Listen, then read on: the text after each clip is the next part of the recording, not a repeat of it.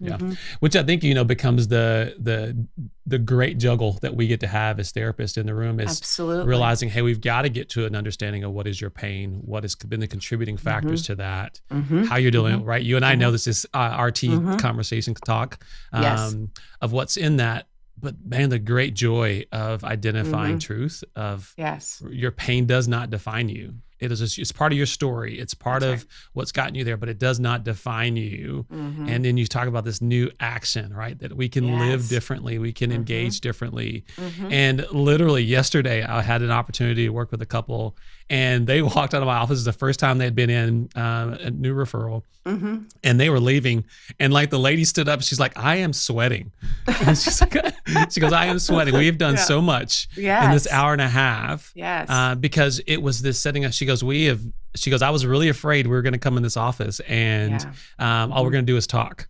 Yes. And that's what we get all the time, right? So I think sometimes in our world is that people, Mm-hmm. all they do is come in, they sit in an office, they just talk. Yeah. Your hour's Yeah. up and we'll see you later.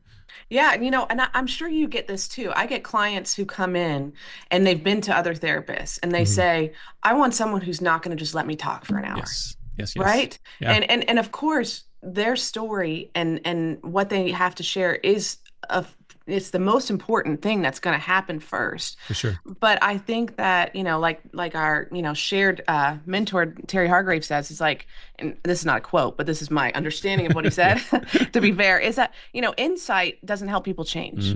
Yep.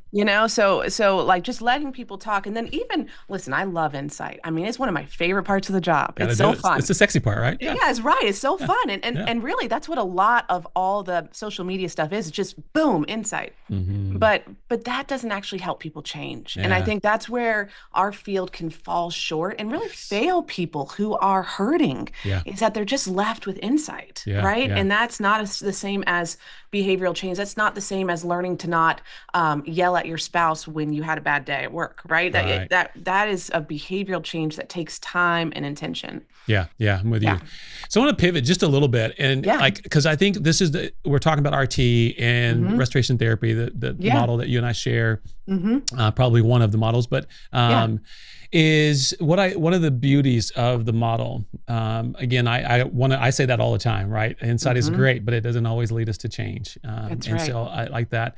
But the other thing that I really value, and we were just having this conversation last week with one of our colleagues too, was about how the beauty of RT is that as a therapist, Mm-hmm. I'm going to utilize the model that I am helping you teach you or walk you through. I can't say Yeah. that about everything else we do. Yeah. I have my own pain and peace cycle. I have Yes. 4 steps I have to walk through, and Yes. sometimes have to do that in the room with my client, right? Absolutely. Of walking through Yeah. that process. I'm really curious as you think about that perspective. I Mhm. do like to take a little bit of a shift out of our profession sometimes and ask through Yeah. what for you, Mhm. what would you say has been your journey to identifying your own pain and peace cycle? Typically, Mm. the question is, in your life, without having to go through a lot of details, but Mhm. how did you know you were loved or not? How did Mm. you know you were safe or not in your own Mm. journey? And so, Mhm. Mhm. one, that's the first question. Then the second part of Yeah. that becomes, how has that informed your work? Like, how has that Mm. informed Mhm. the passion that you have for not only writing the Mhm. book and the therapy Mhm. and speaking? How Mhm. has that journey informed your Mhm. work and your life so far? It's a great question. I would say that really early on, what I experienced outside of the home, I concluded without any help, as kids do, Mm-hmm. that I was not worthy, right? And that I was not lovable and that I was not safe, Mm-hmm. and so I have spent a lifetime, as real healing looks like, of rewriting those narratives, Yeah. of rewriting those with truth. And I think there have been people and moments along the way that I have looked to that have given me a replacement truth to those early Mm. narratives that I concluded from my pain. And, Yeah. I would have to say that one of those is my faith, Mm-hmm. that just understanding that how much God loves me and has always loved me.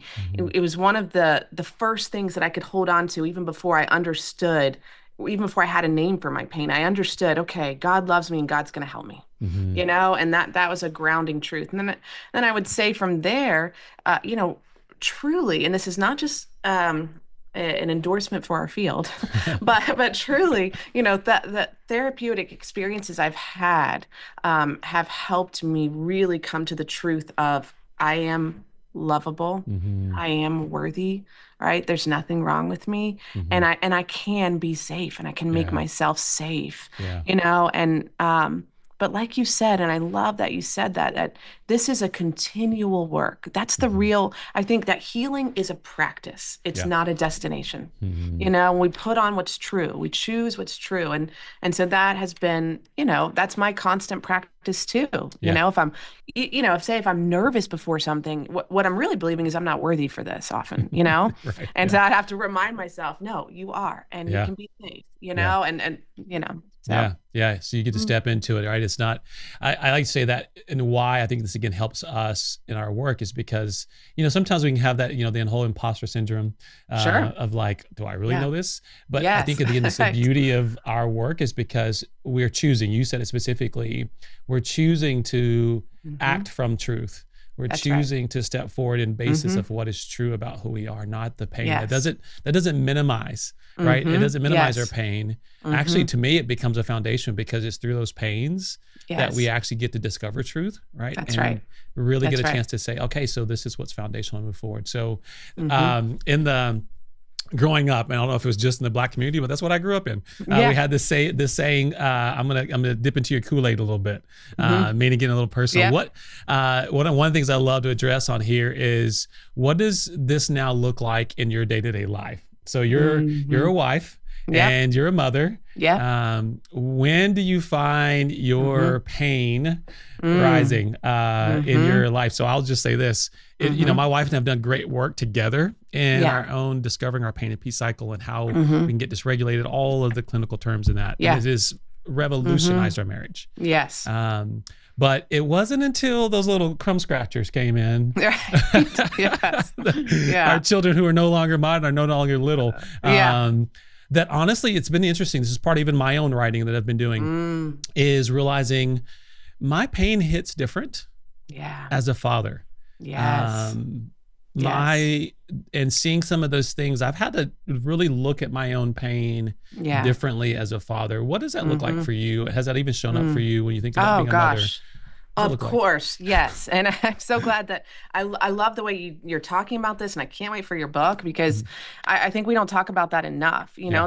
That being a parent can trigger your pain. It can trigger your pain when you're tasked with giving your kids something that you didn't have. Yeah. Also, right? I think that, being a parent of three very different kids Oh, and goodness. married to my husband, I experience different triggers at different times. And I think the trickiest part for me personally, for the way I'm wired, is the speed of modern life. Yeah. And being able to, when I find myself feeling irritable or anxious or dysregulated, one of the things that I go into in my behavior is I can get snappy, and I can get irritable and I can lose my really kind, cozy demeanor. And so I think that that's one of the biggest things for me is to find a way to pause and to slow myself down. If it's stepping outside, if it's going to the bathroom, and the truth is I don't always do that. Right. And I think that that's where we need to be honest is I don't always. Yeah, I don't always pull that off well, but I will say that having that knowledge of how to regulate myself, I always circle back. And that is what really gives me so much hope too, is that even if we fail in the moment to do the work, right, and tell ourselves the truth and not act out of our pain, we have a second chance to come back and take that and say, hey, that was mine. Yeah. That was my issue, and I apologize, Yeah. Having to confess dad messed that one up. Oh my gosh, yeah. It's one of my said biggest parenting skills is apologizing. Yeah, how do we do some repair? Right, yeah. And that work. Yeah. You mentioned something that I think is key, that a lot of the work that I've been doing is trying to give this task of trying to give our children something that we didn't have. Yes. Something that I've struggled personally, that I work with families on a regular basis with, is this concept that there's a sense that what I've kind of guess coined this parenting from a childhood perspective. In that I think sometimes we step into parenting. I think we do this in marriage, but particularly thinking about parenting, we have really two views. We either are going to try to repeat childhood, right? Because maybe we had a great experience in childhood and we would love for our kids to have that same experience, or we're choosing to do exactly opposite because it wasn't so great. Right. And so unfortunately what happens sometimes is that's really unfair to our children because our children aren't us. And if we are trying to repair our childhood or repeat our childhood in our children, that's just not fair to our children, because we are adults with all of those experiences, all those pains and joys. But now we're tasked to, as you said, I love that you said it, because I have 3 different humans in my house too with children, all three complete people that are not me. Yes, and right. they aren't my wife. Yes. And so when we step into parenting, there's this sense that I need to do as I was experienced, or that I experienced, or I need to do different. And we can miss, and I think this is what's important, we could easily miss the uniqueness of our children. Yes. So do you find that happening for yourself at all? This sense of, okay, there were things about my past that were great, and it's okay to have those, and there's things not so great. And I want to do all I can to make sure that my children have or don't have those experiences. Absolutely. Is that making Yes, sense? it's making so much sense, and it's so important. I think the echoes from the past can be, if we don't deal with it, can be super loud. Yes. And we can't even hear who's in front of us, right? And I definitely have experienced that, where I find myself reacting to my child in a way that isn't needed for them, right? And it really may be about my anxiety about what they're struggling with, or my fear of repeating something from my family of origin. And I mean, absolutely. And I love that you said, really seeing the child that's in front of you, because I think that is one of the biggest things that probably is really hard to do in the pace of this world. Again, that's something that's always top of mind for me, is that, you're going from morning to night, no matter how good your boundaries are. And every child has a need, but this is their first time growing up. And it's also your first time being a parent. And so I really do echo and appreciate that, slowing down and seeing who they are. But it's hard. It is. It's hard sometimes. I think this is a good circle back. I think this is why, coming back to your book, I love the title. Thanks. Your Pain Has a Name, because I think what can happen, and we see happen all the time, is when we haven't named that pain and we haven't done the work, we carry it into parenting. We do. We carried it into parenting. And so doing that work, and it's not saying that it's too late, right? Because it's part of what we're, conversations we're having around, we're both in that throes of our children being teenagers. And sometimes I think people feel, well, it's too late because my teenagers are this age, or my kids are out of the house and the damage is done. Right. And it's not, I think it's not too late for folks to be able to say, hey, I'm going to deal with my stuff so that I can better parent you, whatever stage we're in. And having that. And so love that. I'm excited. I'm excited for people to know you. I know you've got some work going out there. As we start concluding, is there any last thing you want to say? Any more information about your book, about you? We could. I think we could talk forever. I know we could. It's so fun. I mean, it's talking to a fellow therapist is one of my favorite things to do. It's so fun, right? But I appreciate so much coming on here. And you can find my book wherever books are sold, whatever bookstores you want to support. And you can find me at my website, monicadicristina.com. And and just my hope is that this book will be, just one link on the chain for people. Because I think, I think one of the most important things to have in this work, in this healing work that we do, is humility, right? And so that is one thing that I hope, is that this will be one link on the chain for people as they, do this long and steady work of healing. Well, Monica, it's been so great. I do wish we had a little bit more time. We kind of seem to catch each other at conferences and summits and that kind of stuff, and see each other around. But it's so good to have you on. I wanted to have you on. Starting reading your book and seeing the work you do. I read your emails that come through, your newsletter. Oh, you do? I do. That's awesome. I think I've been on your list for for quite a while. Oh, that's awesome. I get Thanks. them. And so Yeah. folks out there, Yeah. please go to Monica's website and get signed up for her newsletter, buy her book. Yes. She's doing amazing work, not just in Thank her you, Michael. office, but Thank you. speaking. And I know that the work that's being done that's impacting and changing lives. And so Thank if you don't already have it, get out there and get her book. One more time, Your Pain Has a Name. That's Monica right. DiCristina. Check it Yes. out. Check her out on our website. Follow her on Instagram, and start the work of identifying your pain, and more importantly, doing the journey and the work towards healing. That's right. Yes. Thank you once again for being on. Thank you, Thank folks. you. Such a pleasure. For being on the Heart Work and for tuning in.